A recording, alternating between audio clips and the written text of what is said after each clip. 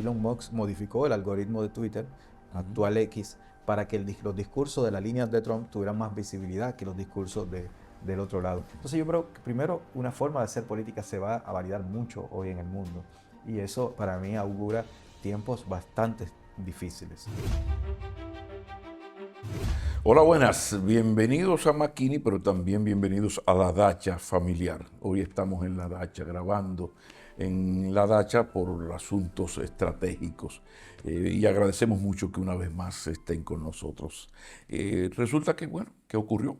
Donald Trump es el presidente electo de los Estados Unidos. Asume en enero. Y bueno, todo es incertidumbre. ¿Qué va a pasar? Las amenazas de campaña están ahí. Eh, Todo lo que puede cambiar en los Estados Unidos, cómo afecta al interés dominicano. Pero ¿qué será del mundo? Porque el gran gendarme mundial, la primera potencia, posiblemente acelere su decadencia. Y ese es el club de nosotros, porque nosotros somos latinoamericanos. Entonces, se presenta una situación sumamente difícil que tiene muchas aristas. En nuestro programa ya es costumbre de que cuando se dan estas cosas uno va a los saberes. Él es me parece que es un pensador socialdemócrata, progresista, todo un académico, investigador, especialista en marketing político, estudió ciencias políticas, un currículum impresionante, una hoja de servicio mejor. Entonces, bueno, vamos a ver su visión de todo esto que ha ocurrido en Estados Unidos y su repercusión en el resto del mundo. Se llama Elvin Calcaño Ortiz y está con nosotros. Bienvenido, buena suerte. Pablo, un honor estar Adelante. aquí como siempre. ¿Cómo llegamos aquí? ¿Qué fue lo que ocurrió en la sociedad norteamericana para que una persona con estas credenciales reciba un apoyo tan masivo de un país? Bueno, sí, el triunfo de Donald Trump, por ejemplo, a mí, en mi caso específico, yo pensaba que Kamala podía ganar, he dicho que iba a ganar, no fue así. Donald Trump sigue siendo una fuerza política importante en los Estados Unidos de Norteamérica, porque en primer lugar se explica a partir de una serie de malestares acumulados en segmentos importantes en la sociedad estadounidense, que él logra encarnar eso y lo logra politizar. Y cuando hablamos de que Trump logra politizar una serie de malestares que están todavía presentes en la sociedad estadounidense, es que le da conducción política. Para mucha gente en Estados Unidos, grupos muy movilizados, Donald Trump representa la forma en que ellos pueden hacer llegar su voz a las instituciones de Washington, que en los últimos años, sobre todo luego de la presidencia de Obama, y eso lo podemos luego ir desarrollando, Obama, fíjense que yo decía en un momento dado, escribía un texto de que no era casualidad que al primer presidente negro de la historia de Estados Unidos lo sustituyera Donald Trump, que es un representante de los sectores supremacistas, blancos, racistas, etc. No es una casualidad, es que esos sectores se sintieron agraviados con el hecho de que un tipo como Obama fuera presidente, y recordemos que la manera en que Trump se presenta ante el mundo y deja de ser una figura popular, que era un bufón mediático, ¿no? Que la gente lo seguía porque daba bofetadas en la lucha libre, porque tenía un programa de televisión donde él despedía a la gente y le decía, tú eres un estúpido, tú eres una tonta, la otra. Esa figura bufonesca que pasó luego de ser popular a ser políticamente relevante, Trump logra eso en el 2015 cuando él saca el bulo que dice que Obama no había nacido en Estados Unidos. Con eso Trump logra conectar con ese sentimiento de una gente que decía, este mundo, este no es el Estados Unidos de nosotros.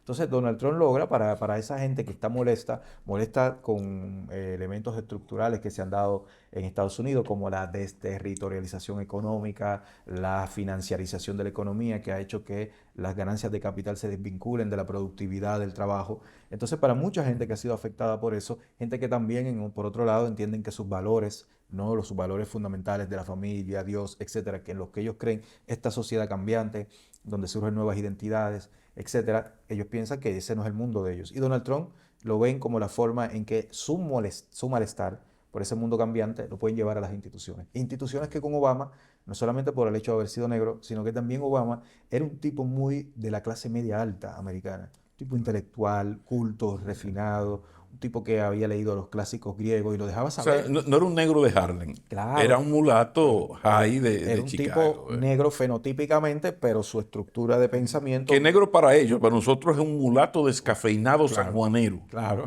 Sí, era un individuo que por su propio estilo se veía distante de esos sectores, un tipo muy muy a la carta, ¿no? Como dicen los sí. uruguayos, etcétera.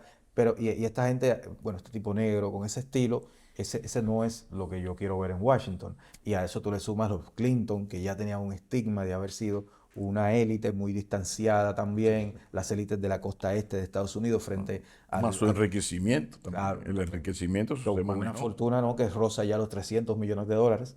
Entonces, para mucha gente de Estados, mucha gente lo interpretó, y con esto termino esta parte, de que mientras nosotros nos hemos ido precarizando, mientras hemos ido perdiendo calidad de vida, nuestras comunidades se han visto afectadas por esta llegada, ¿no? de migrantes que nos han quitado el trabajo, se piensa así, mientras ha entrado fuerte en muchos sectores de Estados Unidos, sobre todo los suburbios de las grandes ciudades, lo que llama Nancy Fraser las muertes por desesperación, que son las muertes por suicidio y por drogadicción, ahora Ok, con el fentanilo, eso más de está. 100.000 muertos al año. Entonces, exacto, se da es un Wow. cóctel de elementos que hizo ver a esa clase media precarizada de que esta no es nuestra gente, los demócratas, y este No. tipo sí, Trump. Eso sigue, ha permanecido en Estados Unidos, y mucho del triunfo de Trump ahora se explica desde ahí. Y la escogencia de Kamala Harris no agrava esto porque ahora además de negra es mujer. Entonces, esto, lo de Kamala no radicalizó más ese sentimiento de que ahora es. Posiblemente si yo decía en un momento dado que Kamala tenía algo negativo que le podía afectar, no decía que por eso iba a perder, Sí. no sé si perdió por eso habría que investigarlo, ¿no? Menos que muchos Cuantitativo. factores, no, Pues claro, no uno solo. sí, pero puede ser un factor muy importante. Y yo Sí. señalaba a raíz de tu pregunta, que Kamala es muy de la costa oeste de Estados Unidos. Kamala es muy de California. Ella es una mujer casada con un judío cosmopolita, un judío de centro, crítico, por ejemplo, de esa derecha israelita actual. Ella es muy pro LGTB. Ella tiene una historia, de hecho, Kamala tiene una historia que tal vez, por lo menos en términos de su trayectoria de vida, la hace más negra que Obama.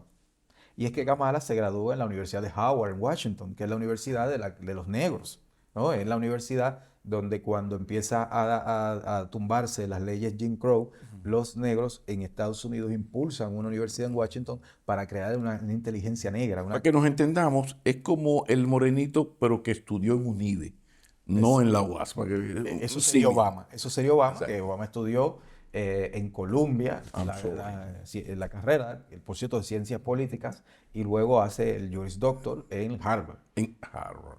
con una mamá doctora en antropología, nieta de un gerente de un banco, y su papá de Kenia, pero doctor en economía por Harvard. O sea, que Obama venía de esa Buena trayectoria, aclaración, de Kenia, pero doctor en Harvard, que por el gobierno de Kenia de los años 60 le habían pagado una beca para irse a sí, estudiar. Fue ministro de Finanzas de Kenia, el papá de Obama, en los años 70. Obama pero Kamala venía de haber vivido en un barrio pobre de San Francisco, un barrio negro, sí. con su mamá de la India y su papá de Jamaica. La mamá luego se fue a estudiar. La mamá de Kamala fue una de las grandes especialistas en investigación del cáncer en los años 80 y 90. Ok, Y el papá fue un economista, marxista, por cierto, de origen ok. jamaiquino. Pero que fueron gente, los papás de ella, que llegaron sin un peso a Estados Unidos, se fueron haciendo poco a poco. Y Kamala pasó de vivir en ese barrio a luego ya estar casada con su esposo actual, es uno de los principales abogados de la industria cinematográfica. Pero Kamala se gradúa en una universidad negra. Kamala perteneció al movimiento del Black Panthers y del Black Power y todo esto. Kamala perteneció a eso. Entonces, ella tenía una trayectoria que uno la podría ubicar incluso como una persona con un recorrido más típico de una gente negra, es decir, que viene de abajo y fue rompiendo barreras, Claro. etcétera. Obama viene de otra posición. Entonces, Kamala era un fenómeno muy de la costa oeste, muy de la diversidad, Ya. de un discurso que para conectar con el individuo, la persona tiene que tener un nivel de conciencia ya. Que eso fue, por ejemplo, hago el símil muy rápido, lo que pasó en Chile con la propuesta de constitución que impulsó Boric y todo su grupo, que era una constitución que estaba muy adelante del nivel de conciencia de la gente. Entonces a la gente eso le dio miedo. Una constitución indigenista, paritaria, pro todas las diversidades. El ciudadano común que no tiene ese nivel de conciencia le asustó eso. Entonces Kamala tiene algo de eso, o sea, Kamala, su discurso, su perspectiva de la sociedad está muy adelantada para el norteamericano promedio, que lo que está pendiente es a cuánto cuesta la leche y la Claro. gasolina. Y el ala liberal del Partido Demócrata no ha adolecido un poco de eso, de no jugar a la gradualidad, sino que juega a lo que creo justo, sin importar el análisis de correlación de fuerzas. Sí, pero ahí yo colocaría un matiz Sí, que para mí es el problema de los demócratas, y es que ellos son muy radicales en las políticas identitarias, pero extremadamente tibios y más a la derecha que al casi centro, conservadores. casi conservadores en el tema económico. No tocan ni con una vara larga, como se dice en Puerto Rico, a los Exacto. intereses de los grandes grupos financieros. De hecho, esos grupos los Sí. financiaron ahora en campaña. Entonces, yo creo que se juntan los dos, lo peor de de los dos mundos, en el hecho de que a un ciudadano medio precarizado, que a lo mejor te entiende si tú le dices, mira, tú estás así porque estas élites se han hecho más ricas, no están pagando impuestos, vamos a ponerlas en cintura para que haya más recursos para mejorarte la vida. Yo creo que conectaran más diciendo algo así que con un discurso muy de las diversidades y todo eso, que al final ese ciudadano ve que no le resuelve cuestiones inmediatas de su Claro. metro cuadrado. Entonces hay una contradicción ahí en los demócratas de muy radicales en cuestiones identitarias, muy tibios en el ámbito económico. Podemos decir que de alguna manera los demócratas, con sus errores, crearon, incentivaron al monstruo.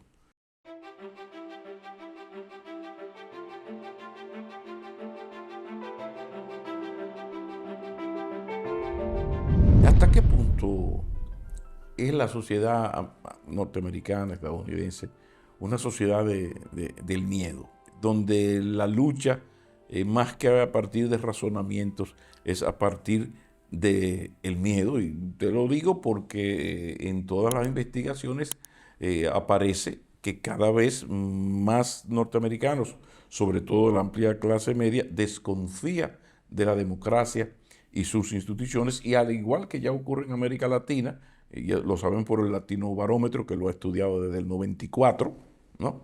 Increíblemente en América Latina cada vez más personas están dispuestas a cambiar seguridad por libertad. En este caso, ¿hasta qué punto es la sociedad del miedo? Porque ese relato del miedo ha logrado calar. Mira, tú acabas de decir eso de la posición extrema y no gradual de lo LGTB o del feminismo. Hablemos un poco de esa parte. Sí, eso es fundamental. Ahí hay un tema. En Estados Unidos hay una autora que a mí me parece que es la mejor cabeza que está interpretando el tiempo histórico en el que está Estados Unidos. Ella No, se llama no, Wendy Brown Wendy. y ella es una filósofa de Stanford. Ella tiene un libro que a mí tiene dos libros que son clave. Uno se llama Las ruinas del neoliberalismo y otro se llama El pueblo sin atributos. En esos libros ella trabaja una línea de reflexión sobre la sociedad estadounidense que tiene que ver con que el modelo económico-social actual que impera en los Estados Unidos desde Reagan genera unos niveles de incertidumbres muy profundos. Y el ciudadano americano se ha quedado sin base, se ha ido quedando sin base, ¿no? Y cuando se queda sin base un ser humano, emerge la incertidumbre, emerge el miedo, porque tú no sabes cómo va a ser la cosa dentro de un año, 2 años. Ya el modelo de vida del American Way of Life, Uy, donde tú sí. trabajabas y te sabías que ibas a trabajar, ibas a un trabajo donde había un sindicato, ¿no? Las famosas unions de Estados Unidos, Sí. donde allí se te garantizaba un empleo y el sindicato tenía una capacidad de negociación con el capital que te garantizaba ciertos beneficios. Esos felices 50, Los felices 60, 50, ¿no? Los felices 50, 60, eso se perdió. electrodomésticos, casa. Te casabas y ibas a tener tu lavadora, tu Eh, secadora, tu nevera, tu carro para salir por los domingos, pasear por ahí, ¿no? Las rutas, y esas Sí, sí, sí. carreteras grandísimas de Estados Unidos, ¿no? Eso se ha roto. Entonces, lo que dice Whitney Brown, que para mí me parece que es clave extrapolarlo a esta discusión, es que ese modelo neoliberal que fue provocando que el Estado se desvincule de sus responsabilidades sociales y le vaya cediendo cada vez más ámbito del Estado a la lógica del mercado, que es otra lógica, no es ni superior ni peor que la del Estado, sino que son distintas. ¿Qué pasa con este tipo de sociedades? Que al mercado le ceden cuestiones que no corresponden a su lógica. Ahí mete el aspecto de la no regulación. ¿Qué Totalmente. tanto afectó? Totalmente. La cuestión de la desregulación económica Ujú, y de la desregulación de los mercados, ajá. que lo que tiene de fondo es esa concepción, es que el Estado, después de una narrativa constante que se ha hecho de la supuesta ineficiencia del Estado, para hacerlo más ineficiente, bueno, pues vamos a ponerlo a funcionar a partir de una lógica de mercado. ¿Y qué es lo que dice ella? Bueno, que la lógica del mercado es la acumulación.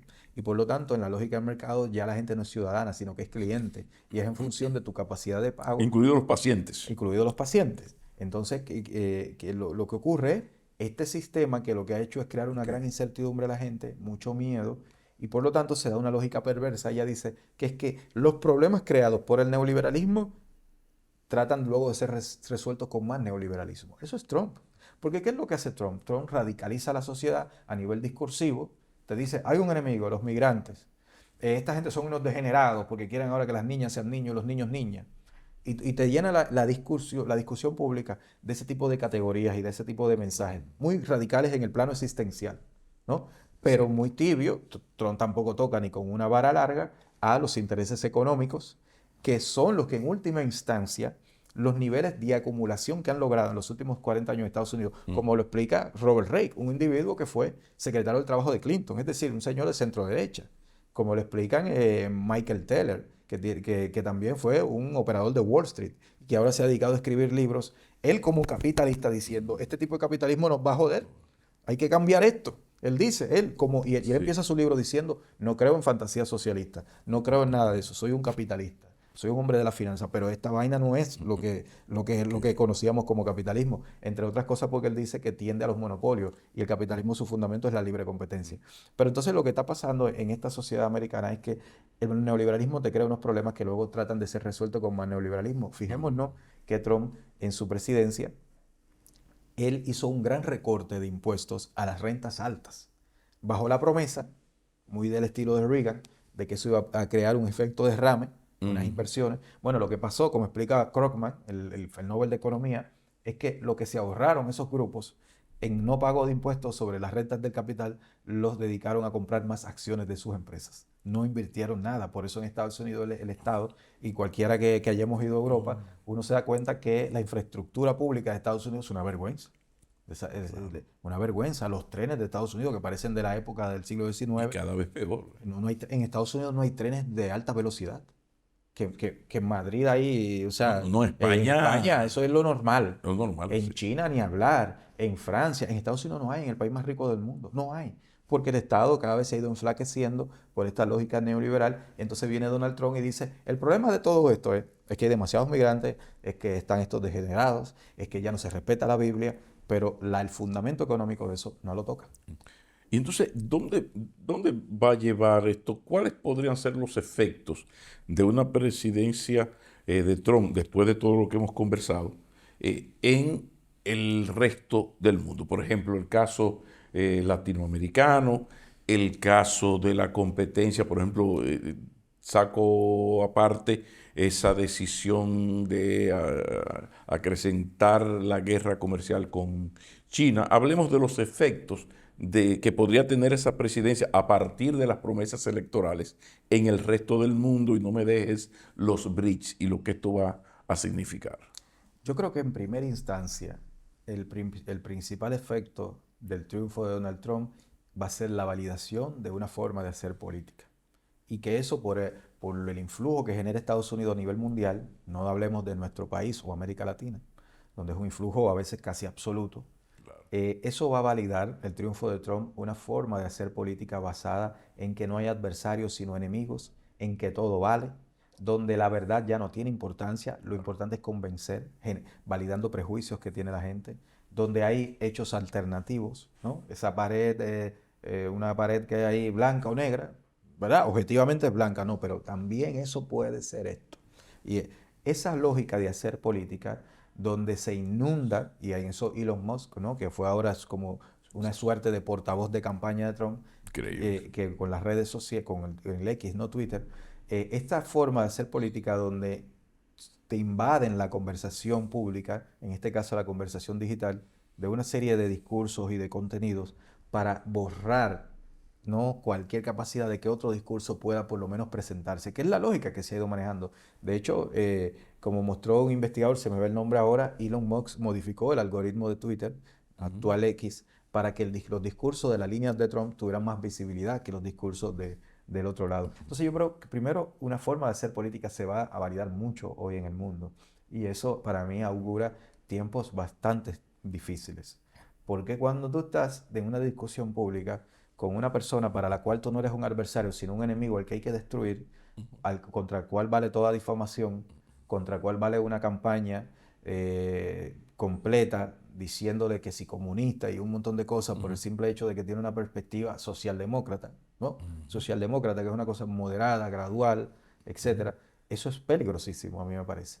Y ya en un plano más geopolítico, yo creería que habría que esperar, porque muchos de los cambios que Trump promete a nivel geopolítico dependen de cosas que a su vez no dependen de un presidente en Estados Unidos. Ahí son los poderes del Estado profundo llamado, que los estados profundos, y esto es bueno para el público, ¿no?, que nos escucha, el estado profundo no es lo que dice Donald Trump y Elon Musk, ¿no? El estado profundo, según esta gente, es los directores de Disney, que ahora ponen princesitas negras y ponen en los videos animados, ¿no?, los dibujos animados, los muñequitos, ponen a nenes con niñas a darse un besito. Sí. Ese no es el, Y una pareja gay en cada y una película. película gay en cada película. Sí, Eso sí, no es sí. estado profundo, eso son tonterías. El estado profundo es la gente que diseña guerras. El estado profundo es un sector financiero que asigna recursos para que allí haya una guerra dentro de 4 años y con una proyección a qué dinero se va a ganar con eso. Pero en ese sentido, en esas profundidades, no hay grandes diferencias entre republicanos y demócratas, Es ¿no? que ahí es que ayuda. Porque, por ejemplo, en el caso de Israel, que es Ajá. manifiesto para ese sentido, siendo Israel como que el tema, uno de los Sí. temas principales de la visión geopolítica de Estados Ujú, Unidos, ujú. ¿cuál es la diferencia? ¿Cuál era la diferencia entre Kamala y Trump con Israel? Bueno, en que Kamala decía que le preocupaban las vidas palestinas y Trump dice a Netanyahu, dale para allá y haz lo que tengas que hacer. No hay diferencias en ese sentido. Entonces, Ni hubo con Obama. ni hubo con Es Obama. un dato. Y otro dato importante, en el caso de China, los aranceles que puso Trump a China cuando abrió la guerra comercial, Biden no quitó ni uno. Biden no quitó un solo arancel de los que Trump le había puesto a China. Mientras tanto, Biden decía que él cree en el diálogo y le decía a Xi Jinping que lo respetaba. Trump Sí. es una retórica incendiaria, pero en los hechos una continuidad de cosas que ya hacían los demócratas a nivel geopolítico y los demócratas a su vez igual. Entonces, cuando Trump dice que va a acabar con una serie de elementos de la geopolítica, yo lo que creo que, yo no digo que no los vaya a hacer, yo lo que digo es que hay que ver cuál es la articulación de poderes y de intereses detrás de esos elementos, la guerra de Ucrania, el tema Claro. de Israel, y ver qué relación él tiene con esos intereses. Porque en Estados Unidos la historia es muy clara. Cuando hasta un presidente trata de irse por el carril opuesto a esos intereses, Ujú. le puede pasar lo que a Kennedy. Exactamente. Le puede Exactamente. pasar lo que a Kennedy. Pero preocupante eso que tú dices, que se ha validado un modelo. Los dominicanos tenemos que prepararnos para el 28, encontrarnos con dos o tres Con muchas aventuras que van tipo a tratar aventuras. de... Sí, En América Latina el modelo Messi está corriendo mucho. Ahí yo he visto sí. más de uno un poco en ese estilo. Pero las democracias cada vez están más en peligro por lo que estamos hablando. Hay un fascismo populista que extrañamente pues está siendo aceptado por el electorado. Y es una forma casi inmoral, no se puede hablar mucho de moral en política, pero casi inmoral de hacer política que se está generalizando Sí, en sí. Occidente y eso es muy grave.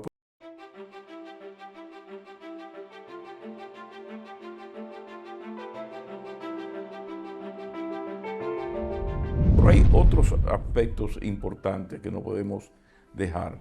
Está lo del cambio climático. Trump, no, mire, después de lo de Valencia, nuestros noviembre, lo que está pasando en el mundo, la locura. Los efectos del cambio climático ya no hay manera de negarlo, ¿no? Pero el Señor no cree en eso. Además de no creer, su visión hacia la OTAN, ¿no? Pero hablemos específicamente del cambio climático. ¿Qué va a ser del mundo por el poder de Estados Unidos? Bueno, a la agenda mundial que para enfrentar el cambio climático, que es una agenda global, Ujú, pero no es global por lo que dicen, ¿no? Todas estas cosas que ahora están de moda con lo que acabamos de decir. ujú, ujú. Global, ¿no? De que hay un globalismo, de unas élites que quieren gobernar nuestra vida. No, es global porque el problema del cambio climático es de escala mundial. Eso no se va a solucionar desde aquí ni desde Estados Unidos, sino es mundial porque el planeta Tierra, los ciclos naturales no conocen de fronteras, ni conocen de nacionalidad, ni si tú eres blanco, rubio. Esa es la naturaleza. Y donde cae hoy día un aguacero, como no caía Ujú. nunca en los últimos 2000 años o 100 años de los que se tiene registro, se va a inundar y se va a morir la gente si son blancas o si son Claro. negros, si son de la India o si son de España. Entonces, ¿qué pasa? Que hay una agenda para abordar el fenómeno del cambio climático a partir de un consenso académico, que es que se entiende de que el cambio climático tiene una generación antropogénica, es decir, que se genera por la acción humana. La acción humana en el contexto de una economía industrializada desde los últimos 200 años que ha intensificado Claro. la emisión de gases de efecto invernadero y eso ha calentado el planeta. Y ese calentamiento produce unos desequilibrios donde ahora, donde hacía frío, las épocas frías son extremadamente frías y Mm. después cuando viene el calor son extremadamente calurosas, ¿no? En ese escenario, pues esa agenda ahora con Trump se va a ver afectada. Como ya se vio en su anterior presidencia, le quitó financiamiento y él en sus manifestaciones públicas hablaba en contra de eso, etcétera. Pero, Entonces, esa agenda de cambio climático se va a ver limitada ahora. pero la gravedad de esto, me repito, Estados Unidos es fundamental para cualquier organismo, es de los 5 países que tiene derecho a veto en la ONU, o sea, nadie discute. Estará en decadencia, pero sigue siendo la primera Sí, sí. potencia del mundo. Entonces, que en un momento donde hay una preocupación tan grande por el cambio climático, asuma un presidente que no reconoce la existencia del cambio climático, esto es muy serio.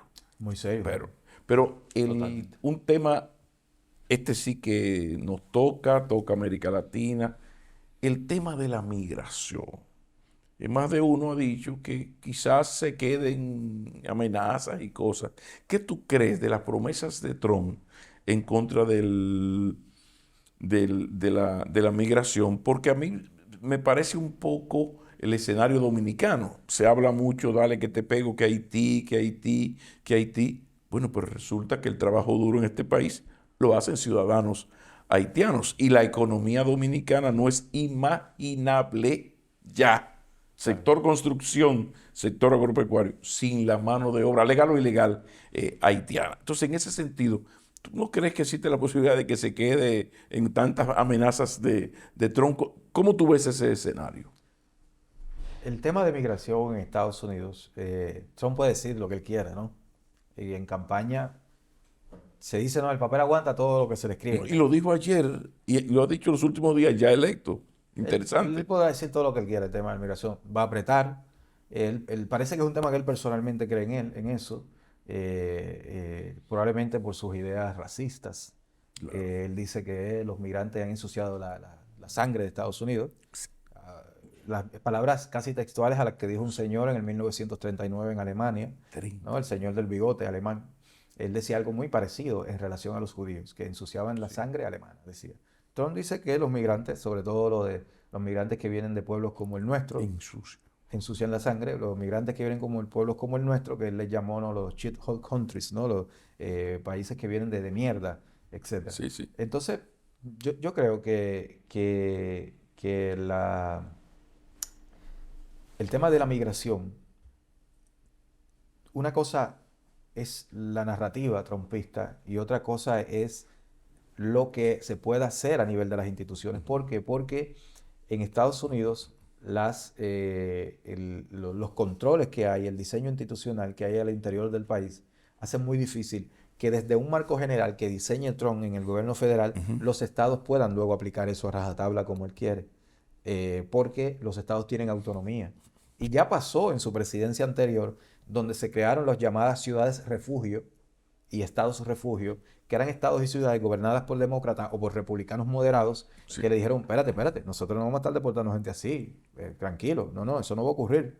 Eso que él quería que es que salieran los oficiales de migración Ujú. y veían a una persona que parecía un mexicano y se lo llevaban y después a ver si tenía papeles. No, esto no va a proceder así.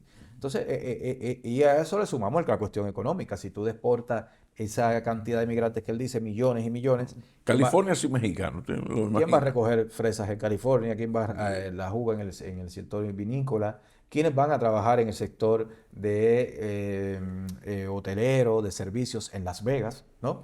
En Nueva York, mucha de nuestra gente dominicana, si Ujú. Trump aplica esa política rajatabla, son más de 200.000 dominicanos que van a venir para acá. Son Claro. más de 200.000 menos remesas probablemente que se van a enviar al país. Entonces, no sé. Yo creería que con eso, independiente de la ideología que tenga la persona, Ujú. independiente de que en la perspectiva dominicana, el tema de la migración, por el problema que tenemos ahora con la migración haitiana, eso se ve dentro de un registro particular. Yo diría que más allá de todo eso, cuidado con eso. Quien se haga demasiadas expectativas y crea que Trump va a hacer la deportación más grande de la historia y todo eso, yo diría que esas expectativas las recomendaría que las traten de aplanar un poco porque eso no es así. Tú compartes la opinión de más de un especialista que habla de que en la medida en que Trump podría acrecentar la guerra comercial con China, ya está ahí anunciado el 60% de aumento en los aranceles. La República Dominicana, por este concepto del nearshoring, podría beneficiarse de eso. Eso es, o también tú crees que esto de las amenazas de la guerra comercial, él se frene. Eh, bueno, Trump sí, con Trump la confrontación con China a nivel comercial se intensifica mucho, ¿no? Eh, y otra cosa, las primeras medidas que se toman en contra de China desde el punto de vista comercial fueron con Obama. Fueron con Obama. ¿Por qué? Porque la confrontación con China es una cuestión de Estado en Estados Unidos. Eso Exacto. no va de gobierno. Una cosa es el gobierno, otra el Estado. El Estado permanece, los gobiernos cambian. Y en Estados Unidos ya hay una convicción por parte de sus élites académicas, políticas, empresariales, de que hay que confrontar a China para evitar que China suplante a Estados Unidos como el gran hegemón mundial. Entonces, Exacto. sí, Trump lo que hizo fue radicalizar una serie de medidas y una perspectiva que ya se había empezado con Obama. Ahora bien, como siempre pasa en este tipo de cuestiones políticas, por el carácter dialéctico de la política y complejo, hay unas cosas que pueden tanto generar desafíos como muchos beneficios. Por Ok. ejemplo, ¿quién ha sido el gran beneficiario hoy día, mientras estamos hablando de esa política de desacoplar la cadena de suministros americana de China? México. En México, el año pasado, hubo un récord de inversiones que muy superior, como el triple, Sí. del último tope de inversiones que había habido en México. ¿Y por qué? Como demuestra, ¿no?, una investigación que tuve de hecho por allá reciente ahora en un tema académico en la Universidad del TEC de Monterrey, que es la gran universidad empresarial y de Sí. México. Ahí, ellos hicieron un estudio y pudieron vincular que cerca del 68% de esas nuevas inversiones que estaban haciendo un récord están vinculadas a ese desacoplamiento. Y fíjense en esto, porque esto es importante, porque una cosa son los discursos que ahora con Trump se van a tener riendas sueltas de Intensificar. esta cosa de izquierda mala, derecha buena, toda esta tontería, El maniqueísmo ese. ese maniqueísmo. Sí, Fíjense que México, gobernado por un izquierdista, López Obrador, se convierte en el principal receptor de esas inversiones en el marco de una estrategia geopolítica americana. O sea, fíjense en sí, esto, sí, ¿no? sí. Entonces sí, yo creo que va a ser menester de países como el nuestro eh, diseñar estrategias para cómo nos vamos a ubicar dentro de esas dinámicas. Pero con Trump siempre digo, cuidado, porque una cosa es lo que él dice y otras cosas son las que hace. Y cuidado, porque hay medidas que Trump ha planteado que si las lleva a término como están planteadas, podrían afectar a la República Dominicana. Bueno, la verdad es que uno repasa el comportamiento de este señor, la facilidad con que humilla y respeta nacionalidades. Por ejemplo, su patrio trasero, que es como ellos conciben América Latina. O sea, uno piensa, digo, bueno, alguien imaginaba que un señor de ese comportamiento y con esa transparencia, porque es un tipo frontal que o sea, no es que un chisme, no, no, yo pienso esto, que están ensuciando la sangre, o sea, ensuciar la sangre remite al nazismo, Hitler, óyeme esto, pero ese señor, o sea, la expresión es sumamente terrible.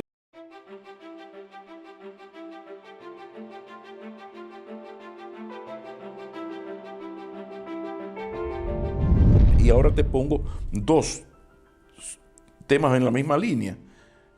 Ya me adelantaste que él le dijo a Netanyahu darle para allá, lo que significa porque Palestina no está sola. Irán no es Palestina, Irán no es Siria. Exactamente. Aquí hay gente que se olvida lo que significa, no recuerda, ¿cómo era que se llamaba? Persia, El Imperio Persa, aquel imperio persa. Aquí hay gente que primer imperio internacional de la historia conocida humana. sí, que la gente se olvida de sus clases de historia, porque uno recuerda el imperio persa, uno en la escuela, fue que lo vio. Entonces de repente tenemos el comportamiento de Trump, dale para allá, Netanyahu, crisis en Medio Ambiente, en Medio Oriente parece que se va a acrecentar. Pero además tenemos Rusia, Ucrania, pero también tenemos el caso chino. Tenemos Israel por un lado, pero me centro ahora en Putin. Vamos a dejar a los chinos al lado. China, Taiwán se arreglarán, pero la presidencia de Trump en relación con su gran amigo Putin en la guerra de Ucrania, con Ucrania, y la situación de Netanyahu, Israel, medio ambiente. El mundo no estamos ya en una práctica, en términos prácticos, como una tercera guerra mundial no declarada, sin armas nucleares todavía. Hablemos de eso un poco. Muchos analistas parten de ahí, de esa posición, de que ya estamos en una guerra mundial, lo que pasa que de baja intensidad, De baja y intensidad. lo que hay que ver es cómo va subiendo esa intensidad, que en última instancia sería el uso Y también delegada geográficamente, porque en sí, Estados Unidos no se ha tirado un tiro, ni en Rusia tampoco. claro, con proxies, ¿no? Con actores que a partir de los cuales tú enfrentas a otro.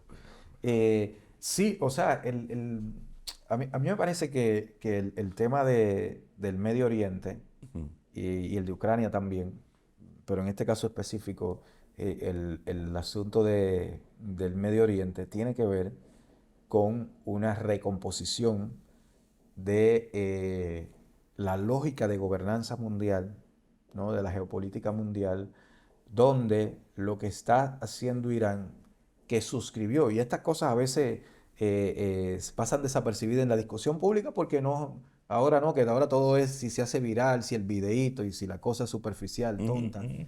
Pero una cuestión fundamental que ocurrió hace poco más de un mes es que Rusia e Irán firmaron un acuerdo de seguridad estratégica mediante el cual suscriben que Rusia le va a dotar a Irán de su tecnología militar, aquella que Irán necesita, porque son países complementarios militarmente. Por ejemplo, Rusia tiene los aviones, los Su-35 y el sistema de defensa aérea, el SB-400, que son de quinta y sexta generación en su ámbito, ¿no? Sí, Uno de antiaéreo y el otro sí. de aviones. Rusia los tiene e Irán tiene limitaciones en términos de aviones militares y tiene limitaciones en términos de defensas antiaéreas. ¿Y qué hicieron? Rusia se comprometió a dotarlas de esas capacidades, mientras que Irán tiene algo que Rusia no tiene. Irán tiene drones extremadamente efectivos porque sobre todo lo que ocurre es que lo que Rusia estuvo, la estrategia rusa, a través de la cual, por cierto, que otras cosas que se pasan desapercibidas, Rusia logró revertir el estancamiento de la guerra de Ucrania, donde ahora es evidente que está en una posición de fuerza y avance. Ujú. ¿Cómo Rusia logró revertir eso? Bueno, entre otras cosas, utilizando los drones iraníes. ¿Y qué pasa con los drones iraníes? Que un dron iraní cuesta $3.500, pero el misil que lo tumba cuesta 100.000 y pico de dólares. 100.000 y pico de Sí, dólares. O sea, cuesta 20, 10 o 20 veces más. ok. Entonces, ¿qué pasa? Que Ucrania necesitaba para tumbar los drones iraníes que estaba usando Rusia unos misiles carísimos y Rusia le estaba constantemente lanzando esos drones para drenar económicamente a Ucrania en la lógica Claro, económica que tiene toda guerra. claro. ¿Qué es lo que pasa con el Hezbollah en Israel? Que, bueno, claro, Israel tiene un aparato de propaganda muy potente. Y Israel muestra la propaganda se ve, sobre todo la que circula en nuestros países, que Israel es invencible, que mira cómo está derrotando a todo el mundo. No sé, no lo tengo tan claro. El Hezbollah lo que ha estado haciendo desde el 7 de octubre del año pasado es con unos misiles Katyusha rusos que cuestan como $1000, y tirando de ese tipo de misiles como 300 diarios sobre las ciudades del norte de Israel, ¿no? La Alta Galilea, Sí, incluso llegando hasta Haifa, lanzando esa vaina todos los días, ok. pero que Israel, esos misiles que son de una altura mediana a baja, Ok. Israel necesita para tumbar esos misiles activar el Iron Dome, que es este sistema mega avanzado tecnológicamente que ellos tienen, donde cada misil cuesta casi $1 millón. Entonces Israel tiene que todos los días estar gastando cientos de miles de dólares o más de $1 millón para Sí. tumbar unos misilitos que cuestan $1000 y que en Hezbollah, no, Ujú, Hezbollah tiene, se entiende que como 100.000 ujú, cosas de esas. Entonces, ¿qué pasa? Que Israel es un país hoy día drenado económicamente, Israel está ujú. quebrado, tiene una economía paralizada, tiene más de 300.000 personas que han tenido que desplazarse del norte de Ujú. Israel a otras partes del país y esa gente tienen que llevarlos a refugio, darle comida, darle luz. Israel está en una situación brutalmente crítica en el plano económico, porque la estrategia de Hezbollah, que es un proxy, es decir, Hezbollah es un actor de Irán Ujú. que Irán coloca en la frontera de Israel para hacerle la guerra a distancia. Hezbollah lo que está haciendo, Irán a través de Hezbollah lo que está haciendo es, sin ellos intervenir directamente, drenar a Israel en una perspectiva de a largo plazo poder derrotarlo.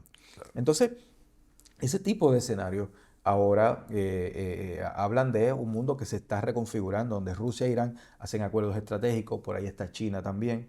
China ha dicho que no va a permitir que destruyan a Irán. Entonces es otro mundo donde ya no es la voluntad de Estados Unidos la que dice qué curso van a tener determinados Oh, pero también conflictos. la globalización en el sentido de, bueno, Estados Unidos protege a Israel y Irán, Rusia tienen esas. Y el tema Europa, ¿qué va a ser de Europa? Esta relación afectuosa entre Trump y el señor Putin, y Europa como el viejito, anciano ya, en decadencia total, que es menospreciada por ambos, por el supuesto amigo y por el enemigo. ¿Cómo tú ves? ¿Hacia dónde va en todo este juego que hemos conversado Europa?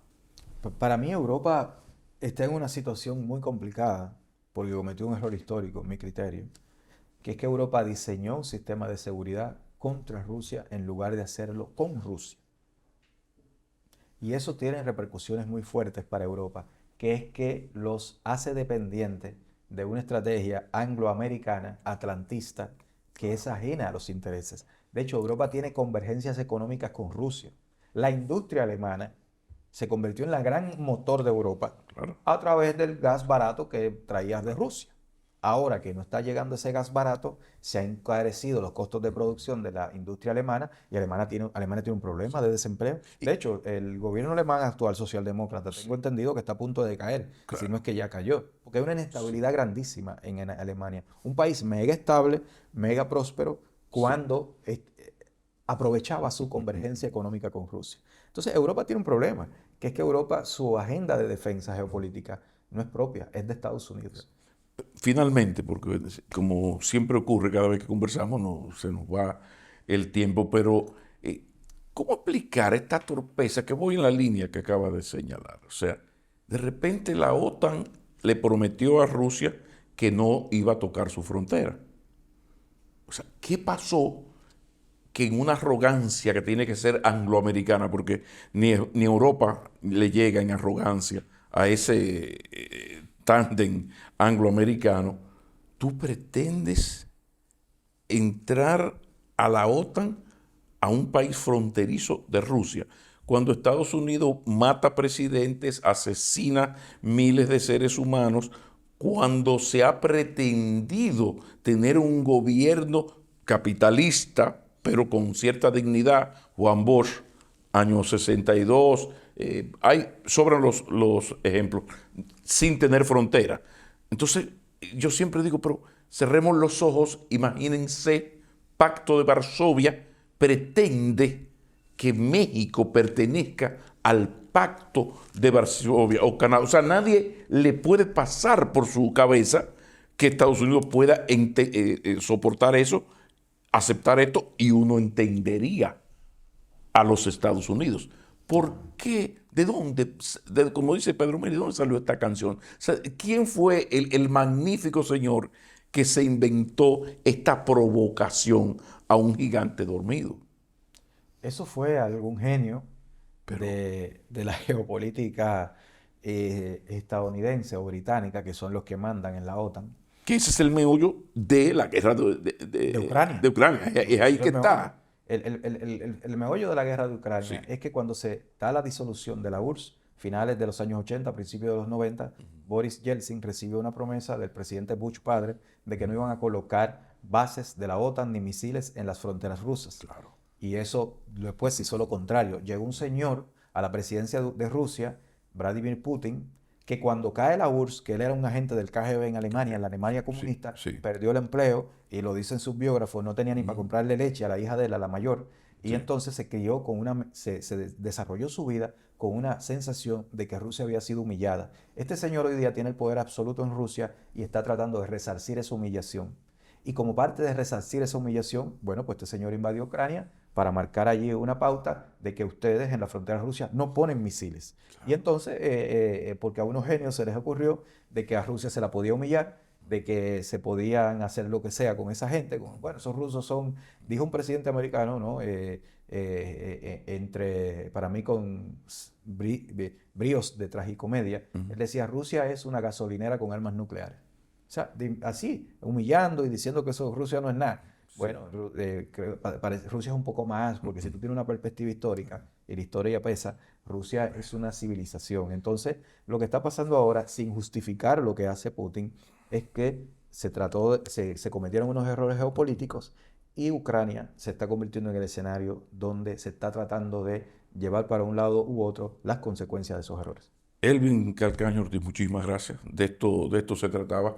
Y a ustedes, por supuesto, qué bueno que nos acompañaron una vez más. Volveremos a encontrarnos. Así es. Sean felices, sean felices.